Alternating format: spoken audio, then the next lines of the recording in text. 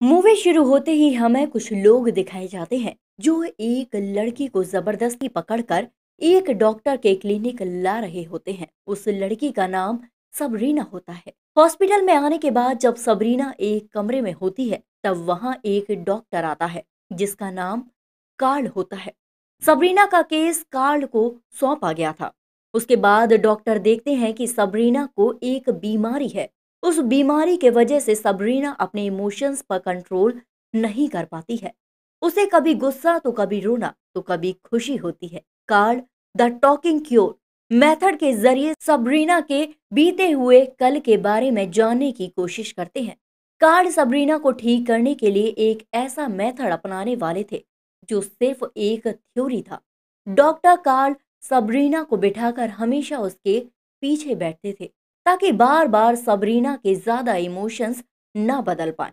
Doctor जब उसके past के बारे में पता करते हैं तब सबरीना कहती है, मेरी इस बीमारी के जिम्मेदार और कोई नहीं, मेरे पापा हैं। जब मैं छोटी थी तब मेरे हाथ से एक प्लेट टूट गई थी। तब मेरे पिता ने मेरे सारे कपड़े उतार कर मुझे मेरे बट पर मारा था। उसके बाद जब भी मैं कोई गलती करती मेरे पापा मुझे ऐसे ही सजा दिया करते थे। धीरे धीरे मेरे दिमाग में ये बैठ गया और मैं इसकी आदी हो गई। इस मार की वजह से मैं एक्साइटेड होने लगी और मैं इस बीमारी का शिकार हो गई। सबरीना कहती है, मेरे पापा मेरी मॉम और सिस्टर के साथ भी ऐसा ही करते थे जिसकी वजह से मेरा ब्रेन उन सब चीजों का आदी हो गया। उसके बाद हम देखते हैं कि सबरीना धीरे धीरे ठीक होने लगती है। तब कार्ल देखते हैं सबरीना काफी होशियार है और कार्ल सबरीना को दूसरे पेशेंट का इलाज करते वक्त अपने साथ रखते थे। सबरीना पर इस थ्योरी का पॉजिटिव रिजल्ट दिखने लगा। डॉक्टर ने कई और पेशेंट पर ये थ्योरी अप्लाई की। उसके बाद हमें दिखाया जाता है कि डॉक्टर कार्ल की एक बीवी है जिसका नाम एमा है। एमा बड़े बिजनेसमैन की बेटी थी।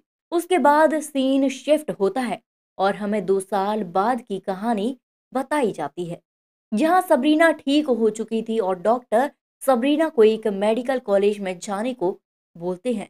उसके बाद सबरीना अपनी स्वतंत्र लाइफ जीने लगती है। थ्योरी का पॉजिटिव असर होने के वजह से पहली बार कार्ल और उनकी बीवी एमा इस थ्योरी की खोज करने वाले डॉक्टर फ्राइड से मिलने जाते हैं।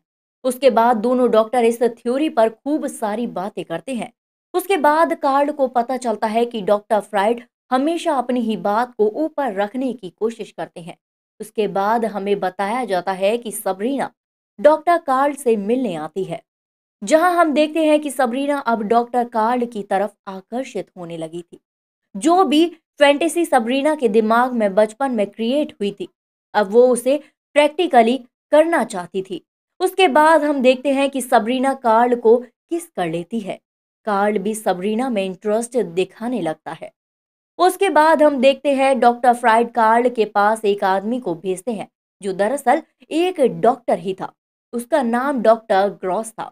वो कार्ल से कहता है कि मैं अपने पेशेंट का इलाज उनकी हर ख्वाहिश पूरी करके करता हूँ जिससे वो बहुत जल्दी ठीक हो जाते हैं, जिसके लिए मैं उनके साथ रिलेशन भी बनाता हूँ। उसके बाद कार्ल इस बात को लेकर थोड़ा सोचते हैं और सबरीना के पास चले जाते हैं। कार्ल सबरीना से रिलेशन बनाने लगते हैं।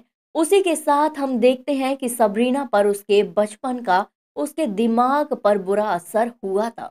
उसके बाद सबरीना कार्ल को अपने पिता की तरह अपने बट पर मारने को कहती है क्योंकि उसका दिमाग इन सब चीजों को पसंद करने लगा था। इसके बाद जब कार्ल डॉक्टर फ्राइड से मिलते हैं तो ये सब चीजें वो उन्हें बताते हैं। तब डॉक्टर फ्राइड अपनी थ्योरी के अनुसार कहते हैं कि बच्चों में भी प्लेजर लेने की इच्छा होती है और वो किसी तरह से इस प्लेजर को पूरा कर ही लेते हैं।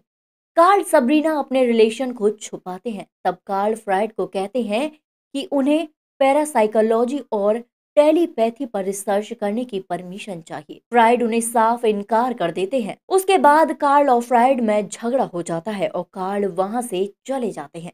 तब हम देखते हैं कि सबरीना और कार्ल साथ में सोए हुए थे।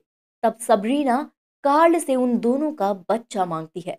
उसके बाद में कार्ल गुस्सा हो जाते हैं। जब सबरीना उनसे जबरदस्ती करने लगती है तब कार्ल उसे छोड़कर वहां से चले जाते हैं और सबरीना रोने लगती है। डॉक्टर कार्ल सबरीना से अपने सभी कॉन्टैक्ट तोड़ देते हैं। सबरीना डॉक्टर फ्राइड को एक लेटर लिखती है और अपने रिलेशन के बारे में उन्हें सब कुछ बता देती है। उसके बाद जब फ्राइड कार्ल से पूछते हैं तो कार्ल फ्राइड को कहते हैं कि ऐसा कुछ भी नहीं है, हम दोनों सिर्फ दोस्त हैं। ये सब सुनकर फ्राइड को गुस्सा आ जाता है और वो सबरीना को एक लेटर लिखते हैं। सबरीना उस लेटर को रोते हुए पढ़ती हैं क्योंकि वो सबरीना को बहुत ही ज्यादा बुरा भला कहते हैं और उससे कहते हैं कि वापस उनसे कांटेक्ट करने की कोशिश भी ना करे। उसके बाद सबरीना डॉक्टर कार्ल के पास जाती है और उनसे कहती है, हमारे बारे में फ्राइड को सब कुछ सच बता दो, नहीं तो मैं तुम्हारी लोगों के सामने इज्जत खराब कर दूंगी। तब कार्ल फ्राइड को लेटर में सब कुछ सच बता देते हैं और डॉक्टर फ्राइड सबरीना से मिलने के लिए राजी हो जाते हैं। तभी हम देखते हैं कि कार्ल की बीवी को भी सब कुछ पता चल जाता है। उसके बाद कार्ल और फ्राइड अपनी थ्योरी सबको दिखाने के लिए अमेरिका जाते हैं, पर अपनी ही बातों से वो एक दूसरे के खिलाफ खड़े हो जाते हैं और उनकी बातों से डॉक्टर फ्राइड बहुत ज्यादा गुस्सा हो जाते हैं और उनसे सभी कांटेक्ट तोड़ देते हैं। सब कुछ छूट जाने के बाद कार्ल डिप्रेशन में चले जाते हैं और सबरीना से अपना रिलेशन वापस शुरू कर देते हैं, पर कार्ल अपनी बीवी को नहीं छोड़ना चाहते थे। इसी बात से गुस्सा होकर सबरीना कार्ल को छोड़कर रियाना चली जाती है और एक डॉक्टर से शादी कर लेती है। उसके कुछ दिन बाद सबरीना वापस कार्ल से मिलने आती है, जहां वो बताती है कि वो प्रेग्नेंट है और ये बच्चा कार्ल का है। तब कार्ल कहते हैं कि सबरीना हर रिलेशनशिप का एक दायरा होता है। उसके बाद सबरीना वहां से रोते हुए चली जाती है। उसके बाद डॉक्टर कार्ल एक बहुत बड़े साइकोलॉजिस्ट बन जाते हैं और डॉक्टर फ्राइड की थ्योरी को नहीं माना जाता है। दोस्तों, दरअसल ये कहानी एक रियल स्टोरी है जो कि एक मूवी के रूप में बनाई गई थी। आप सभी को स्टोरी अगर आज की हमारी अच्छी लगी हो तो वीडियो को लाइक करें और चैनल को सब्सक्राइब करना ना भूलें और इसके साथ ही हमें कमेंट में जरूर बताइएगा कि नेक्स्ट मूवी। मिलते हैं एक और नई वीडियो में एक नई स्टोरी के साथ, तब तक के लिए बाय बाय।